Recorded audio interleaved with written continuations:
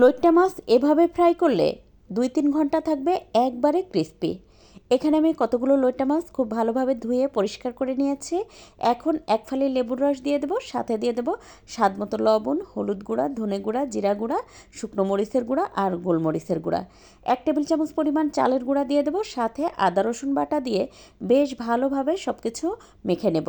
এবার একটা মিক্সিং বোলে দিয়ে দেবো চালের গুঁড়া, সাথে দিয়েছি বেসন, আরও দিয়েছি স্বাদমতো লবণ, ধনে গুঁড়া, জিরা গুঁড়া, শুকনো মরিচের গুঁড়া আর দিয়েছি হলুদ গুঁড়া। তারপর একটু একটু পানি দিয়ে একটা ব্যাটার তৈরি করে নেব।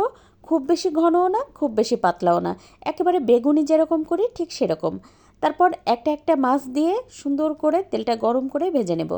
প্রত্যেকটা পাশ আমি প্রায় 5-6 মিনিট করে ভেজে নিয়েছি। মোট 10-12 মিনিট সময় নিয়ে বেশ ভালোভাবে ক্রিস্পি করে ভেজে তুলে নেব। তো যখন এই যে সোনালি কালার হয়ে গেছে তখন তুলে নিয়েছি, আর এটা খেতে দুর্দান্ত হয়েছিল।